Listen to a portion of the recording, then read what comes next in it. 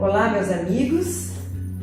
Pouca gente sabe que o Brasil é o primeiro país do mundo a reconhecer a existência dos discos voadores e que esses poderão ser pilotados por vida inteligente.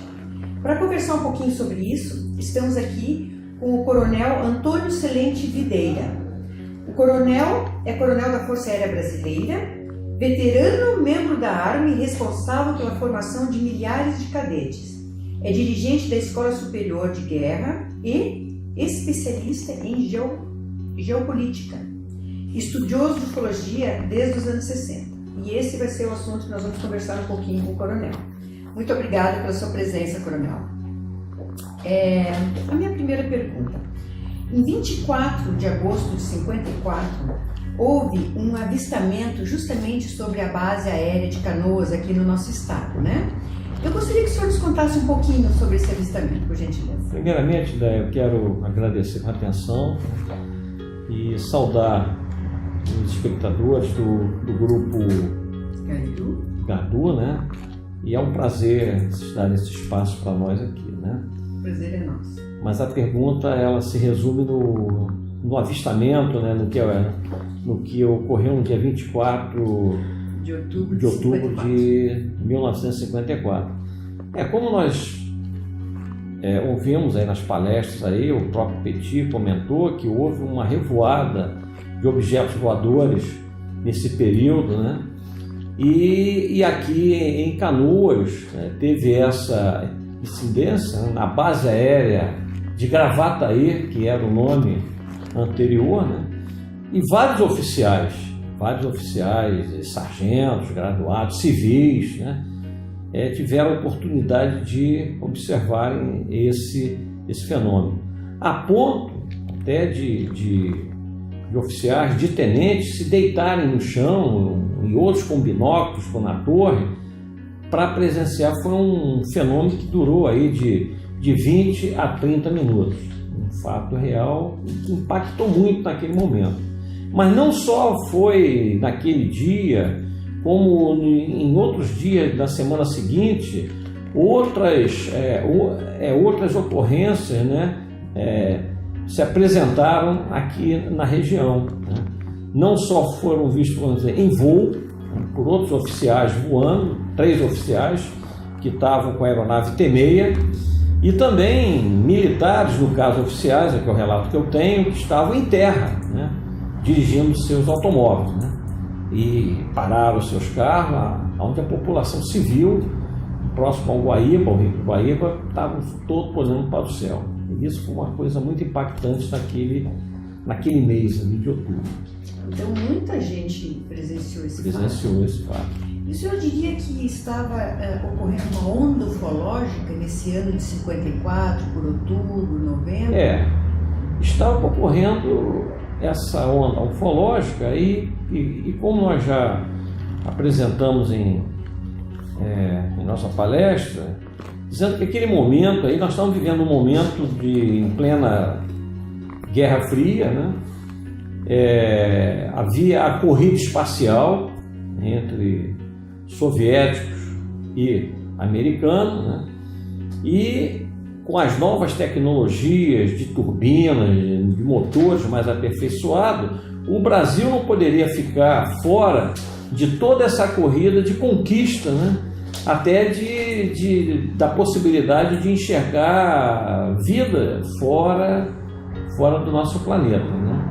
Então isso aí criou um espírito de busca, né? Principalmente das autoridades governamentais daquele período, né?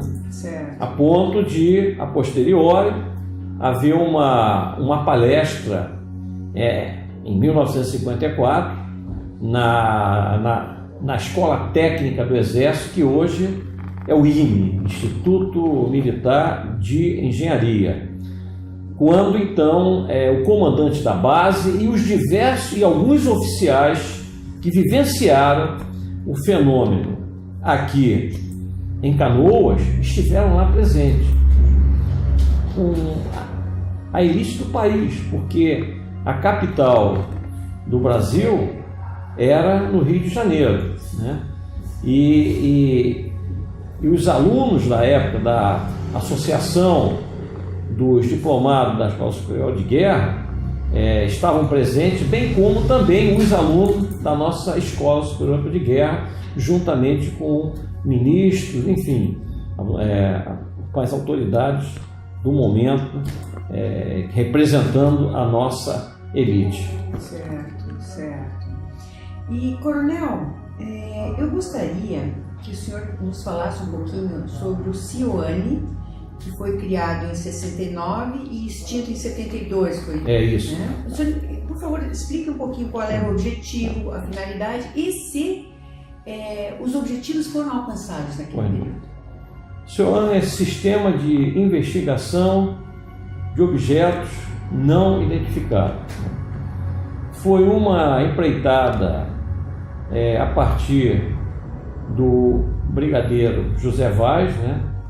Ele era o comandante da 4ª Zona Aérea, depois passou a ser 4º Comando Aéreo Regional em São Paulo, e aonde tinha uma central onde recebia todas as informações de pessoas diversas espalhadas no país, mas espalhado esse de tal forma em forma de arranjo e de sistema, né?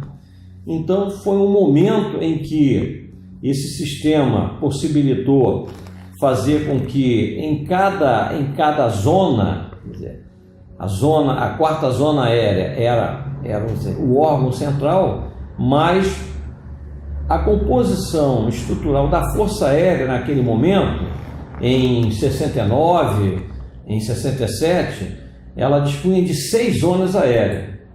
E em cada zona tinha um representante do CIOANI para receber informações no território nacional, aonde essas informações eram carreadas para São Paulo e ali eram no caso para analisar. Foi um sistema interessante, justamente no momento que o homem estava pisando na Lua. Quer dizer, então tudo naquele instante, naquele momento conjuntural, se achava que nós iríamos ter, de certa forma, contato com outras civilizações extraplanetárias, né? Isso não aconteceu, evidentemente, nós sabemos, mas a verdade é que criou uma disseminação do conhecimento, né, nesse sistema, e onde houve uma integração entre militares e civis. Quando o brigadeiro Vaz, a ideia era criar laboratórios de pesquisa, onde ia se pesquisar a constituição dos materiais, estabelecimento de observatórios para a juventude, estimulando o jovem a estudar não só com astronomia, como com astronáutica, física, química, tudo na direção de uma expansão da consciência dentro de um aspecto científico para ver a possibilidade de vida extraterrena. E é tão importante essa expansão de consciência, né? Porque exatamente. Enfim, a extinção do CIOANI. O que a gente deduz é o fato da troca de comando, né? O brigadeiro Rubens Vaz, ele passou o comando em 1972, né? Naturalmente não houve assim interesse do seu sucessor e provavelmente, talvez por falta de recurso, que deveria ter algum recurso envolvido, né? Mas não houve um prosseguimento. Mas nós percebemos que, apesar da deficiência, né, das comunicações naquele período, havia uma total integração, né, através de voluntários, né, por telefones, né, pelo telex, e esse sistema era composto não só das unidades da Força Aérea, espalhada não só aqui em São Paulo, mas como no país, mas compunha esse aglomerado as delegacias de polícia, né,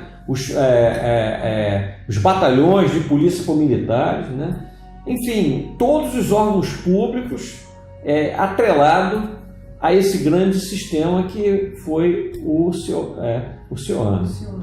Certo. Coronel, agora uma curiosidade. Com relação à Operação Prato, que aconteceu na década de 70, né? Mais precisamente em 77, né? Que é uma das maiores casuísticas do Brasil, né? Dos casos brasileiros de avistamento. A Operação Prato, ela foi encerrada praticamente que abruptamente. Abruptamente. Né? Eu gostaria de saber, na sua opinião, o que motivou o encerramento dessa investigação que é tão importante na ocasião e importante até hoje? Até hoje. Pois não, Téia. Vamos ver se a gente consegue externar para o nosso espectador, né, o nosso telespectador, o que nós presumimos dentro do nosso estudo. Né? Realmente, como você falou, foi algo assim impactante. Viu? Impactante. Segundo relatos, na época capitão, onde morreu o Coronel Holanda, né? A experiência, né? A vivência que não só ele como os seus subordinados tiveram na selva amazônica, lá em Colares, ali, lá para o lado do Pará, né? Foi uma coisa assim inédita, né? O que nós sabemos através até dos ufólogos e que o próprio Holanda chegou a passar para o Jevaé e para o Petit é que ele foi dar ciência ao brigadeiro Protásio, que era o comandante do Comar 1, que até então era zona aérea, era a primeira zona aérea, que os fenômenos que estavam acontecendo não eram de origem assim da subversão ou de um levante, porque nós naquele momento, em 1977, nós estávamos já numa situação pacificada. Mas a verdade é que o Brasil, a partir de 69 até mais ou menos 75, ele viveu uma guerra altamente obscura. Poucos brasileiros sabiam que nós estávamos em confronto, irmãos com irmãos, né? Lamentavelmente. Mas era uma guerra ideológica. E as Forças Armadas conseguiram erradicar o oponente mais ou menos em 1974.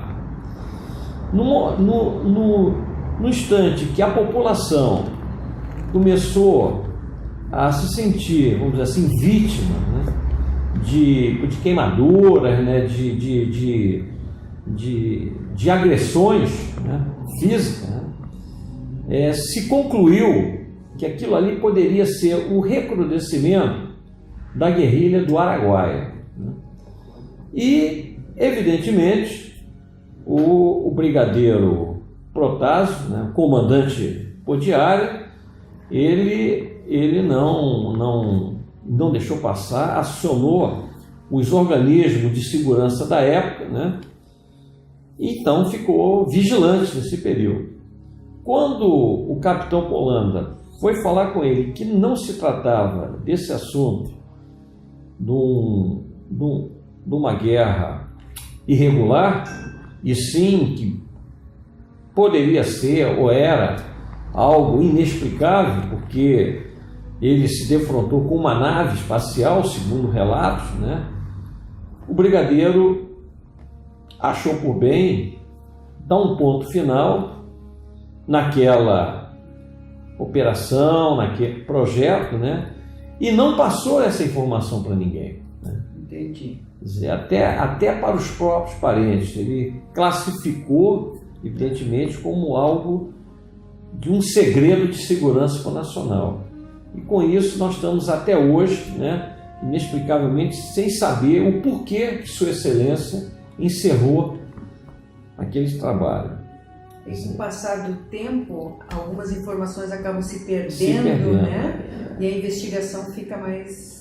Eu e mais alguns colegas aí estamos investigando, nós temos ainda alguns militares e civis que participaram da operação, pessoa já idosa, que estão se prestando a dar informações essas fragmentadas, mas que o pesquisador ele tem que fazer uma composição, claro. Tem que fazer um link, e que nós possamos colocar isso em um documento, né, claro. Para que fique registrado para gerações para o futuro. Claro, com certeza.